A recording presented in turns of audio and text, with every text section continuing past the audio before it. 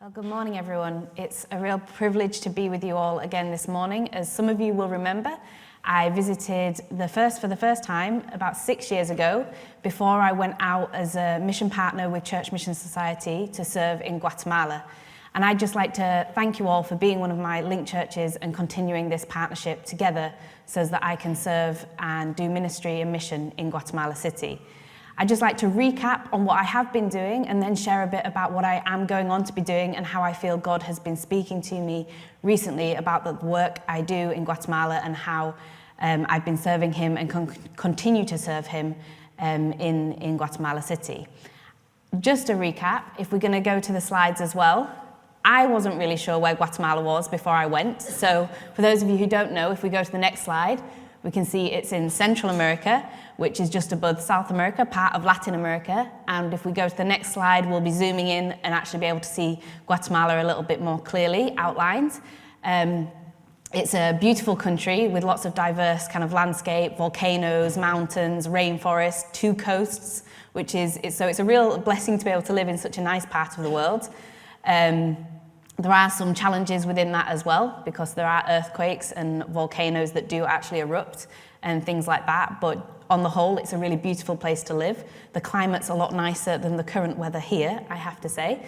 I definitely had to buy a few coats when I arrived back in the UK, but it's a real privilege and blessing to be able to live in Guatemala City.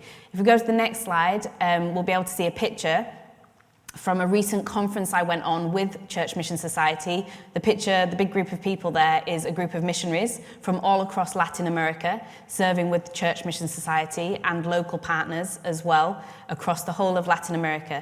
And it was a real privilege to be able to gather together and share together as a community in this place. It was in Argentina, the very southern tip of Argentina, Ushuaia, because that's where the original South American Mission Society mission partners landed and started to do mission over 200 years ago. So it was a really poignant place for us to gather together and share and have community and fellowship.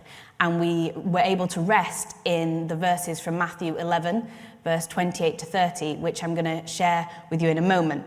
But before I do that, I'd really like to just update you on what I have been doing, because I'm actually in a season of transition at the moment. So previously, you'll remember, some of you, that I've been working with an organisation in Guatemala City called Street Kids Direct, who work with young people and children at risk of living on the streets in Guatemala City. A very vulnerable context, very vulnerable people group, and they continue to do that fantastic work. However, in the last few months of last year, I found myself feeling that little nudge from God that we sometimes get, that it might be time to move on and partner with a different organisation in Guatemala City, still fully as a CMS mission partner.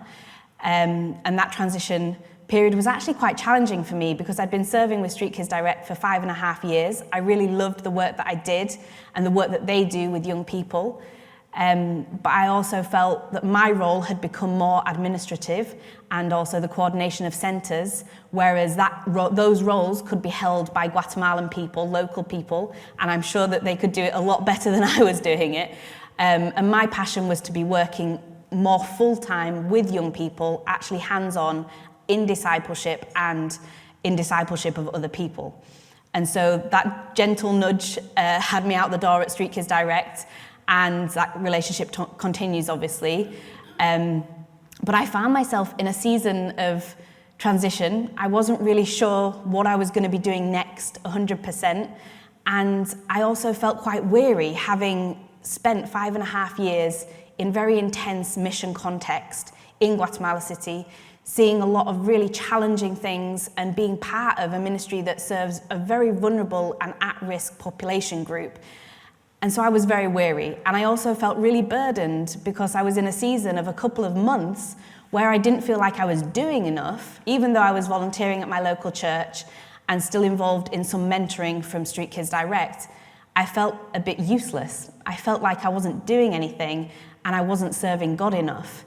And it was at this conference that we were able to rest in the verses from Matthew 11, 28 to 30, which I'll read for you now, and it's going to be on the screen if we go to the next slide, that says, "Come to me, all you who are weary and burdened, and I will give you rest. Take my yoke upon you and learn from me, for I am gentle and humble in heart, and you will find rest for your souls. For my yoke is easy and my burden is light. And I really felt at that conference, and the fact that we were able to rest in those verses for several days, I really felt God refresh me. I felt God remind me that I could come to him to find that rest and to be renewed and refreshed. And it's a kind of rest that surpasses our understanding when it comes from the Lord.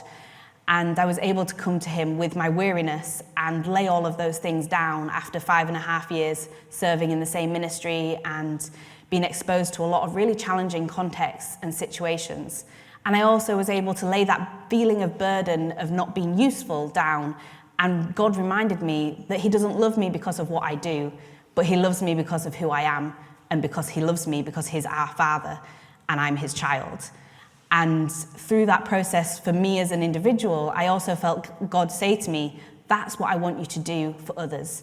I want you to help others find their identity in me and be reminded that they're loved by me, or find out for the first time that they're loved by me and that they're loved because of who they are, because they're my child. And that's what I want you to do with the young people in Guatemala City, is show them my love and love them as I love you. And it was a reminder of my original calling to work with young people and discipleship of young people. And that tied in really well to that transition season where I did feel God directing me into the work that I'm going to now be doing with a partnership organization called SOMOS, which means we are in Spanish. And it's an organization associated with the local church that I go to in Guatemala City. It's a Guatemalan run and founded organization, which is really exciting to be partnering with local people who are already working in the communities at risk in Guatemala City. SOMOS, if we go to the next few slides, you'll just see different examples of training activities and the work that SOMOS do with adults in Guatemala City. They already work at a government-recognized level with lawyers, solicitors, judges, social workers, in training them to work well with children that go into the care system in Guatemala City. They're very passionate about serving the orphan and the vulnerable young person and child. And so one of the things that they do is train on this very high professional level anybody who will encounter these children in their process from being removed from their family home and going into the childcare system, and all throughout the process that they might be in the childcare system for years.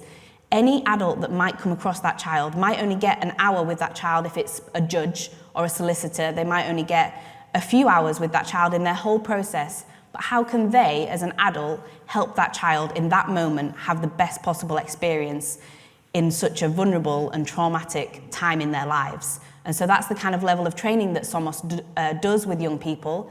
And they also have a really sophisticated mentoring program where they train Christian adults from the local churches, lots of different churches, to go into the children's homes and work one-on-one with children for years. That's the same adult with the same child for several years, perhaps even till they leave the care system at 18 or beyond, and to build healthy, positive child-adult relationships for young people and children that have had very broken adult relationships in the past.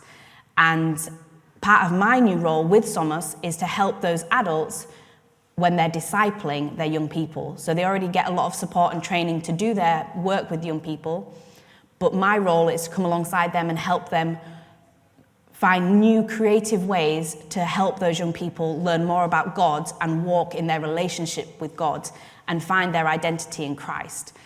Alongside that, I've also been invited to help SOMOS build capacity by supporting other locals who work with vulnerable people groups. So if we go to the next slide, this slide, I was invited to speak at a refuge house for women that have been in violent home situations and left their home, and they go with their children to live at this house whilst they get legal support and emotional and psychological support, and also training in skills so that they can transition back into society after about a year of being in this home. And I was able to go and actually support the staff at this home, because often when we're in service and when we're serving others, we get forgotten as the workers. And it's really important to me and to SOMOS that staff teams that are working in different vulnerable contexts with different people groups are supported as well. And so I'm, as part of that, I'm going to be supporting others that are working with vulnerable people.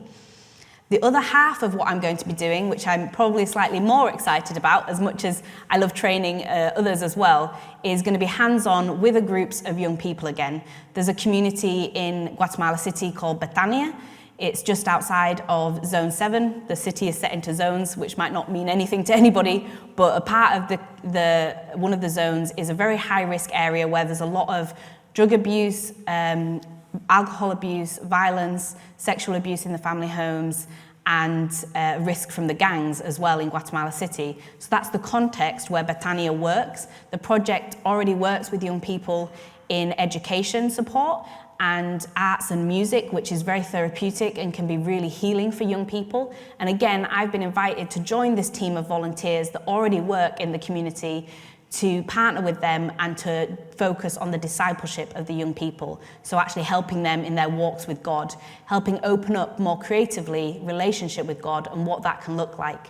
One of the activities that we've done recently, if we go to the next slide, I was with them for a few weeks before Christmas. I'd started my transition to start working with SOMOS just before I came back to the UK before Christmas.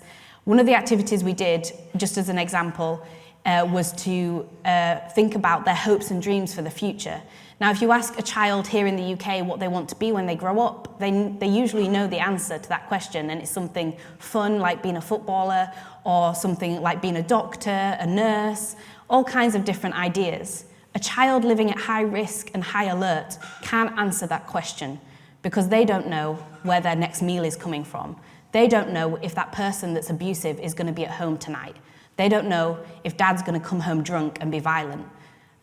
They don't even know if or when they're going to get back into their house sometimes. They've been left on the streets for hours, and they don't know when they can even go home.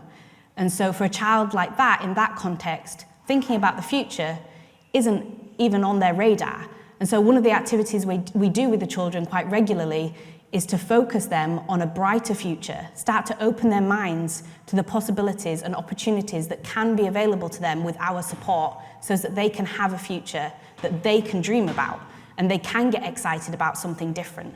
And so that's one of the activities that we've already started to do with the young people, and it's a really healing part of their process to be able to think about something different. And through the opportunities that they can get through this amazing project, Bethania, they can actually start to work towards that future that's brighter and different. And that's one of the biggest privileges of what I'll be doing with young people, alongside the discipleship, the more intentional biblical study, teaching about who God is and how much God loves them. But more so, it's also working very hands-on practically with helping them have a brighter future. If we go through the next few slides, there's just pictures of them doing art workshops, music workshops. As I say, that's very therapeutic, it's very healing for young people. And so that's one of the things the project focuses on. We also got to take them on a day out to a farm where they were able to be in a big green space for the day, which again is just so far out of their normal context. So these type of opportunities for these groups of young people are just essential for them having a more positive outlook on life and actually achieving different goals in their future. If we go to the next slide, one of the other things I've mentioned already is mentoring. It's something that SOMOS does and that I'll be helping train in mentoring, but also it's something that Street Kids Direct has always done and I've always been a part of with them as well. My mentee here, Pamela, is a lovely 13-year-old girl who definitely is a teenager and I've been working with her now for about 8 months, and it's a real privilege. It's one of my favorite parts of my job. I don't really see it as work actually, I just love hanging out with her. I've been working with her older brother actually for over 6 years, and so it's really nice that I can also work with her. They come from a very challenging family context where there's no male role model present, there's no father figure, and her mum, because she has several siblings, has to work. She works on a rubbish dump collecting plastics for the family. That's how they earn a living. So Pamela also sometimes will be involved in that work, and she's a real character, shall we say. She loves asking me questions. She loves correcting my Spanish. That's one of her favorite things to do. And we have a great time together. And it's really great to see how she, over the last few months, has started to trust me. I've gained her confidence and started to be able to build that really positive relationship with her where she can share with me and we can pray together. But also, sometimes she just ignores me. She doesn't want to talk to me. But we've worked through that, and it's just because she just doesn't want to perform for anybody that day. She just wants to be in a safe space where she can just be for an hour. And so when she doesn't want to talk, we don't talk. We just sit together. And it's a little bit uncomfortable, but it's what she needs. And I'm there to support her, not gain something myself. And I'm there just to love her exactly as she is, which is what she doesn't tend to get anywhere else in her life. And so it's a real privilege to work with her. As you can see in the other photo, sometimes David and I go out as a four with both of our mentees together. His mentee is called Mikeo, and we have a more family-focused time together where they actually have this example of, I'm not saying we're a perfect couple or anything, but a healthy relationship, interacting adults and with them as children. And that's something that we've all really enjoyed, and I think has really started to show them what a healthy family environment can look like. And again, that's just really positive influence for them in their lives. Speaking about David, in case you didn't know, David is now my, if we go to the next slide, fiancé. We just got engaged. He actually hijacked the CMS conference in Ushuaia and proposed on the lakefront there, which was very romantic, but also a little bit awkward with all of my boss there and everybody, but it was lovely. It was actually really poignant and special to be prayed for by about 50 missionaries after our engagement. It was a really special time. So one thing to say about David, or several things, is that he's Guatemalan. I met him through the project at Street Kids Direct. He was volunteering there. He's a music teacher. He's a vocal coach. He leads worship at the local church and is also a deacon at the local church. And we're really excited about what God has for both of us together. He's also very passionate about working with young people and specifically using music to do that. And so we can see that God has drawn us together to work in ministry and serve in Guatemala as a couple. We're hoping to get married towards the end of this year in Guatemala and then come and do a blessing in the UK next year with my family and friends as well.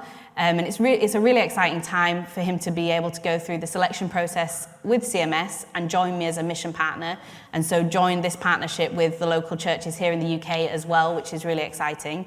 And so do please be praying for us and the work that we're going to be doing together later. Well, we're already doing together, but more formally when we are married as well. So yeah, that's what I really have to share with you this morning about my role and the discipleship that I'm going to be doing in Guatemala City, but also just to encourage you all, because we all need it, that we can come to God with any of those burdens and that weariness that we sometimes feel, and just be refreshed by His Spirit and be reminded of how loved we are, but also that's something we can so easily share with other people in our own communities, in our own homes, in our church, in our workplace, in whatever groups we might be involved in. And actually, it's a real privilege to be able to do that, and it doesn't cost us anything to share God's love with others. And so I just encourage us all to be involved in that mission that is placed on our hearts by God as well. Thank you.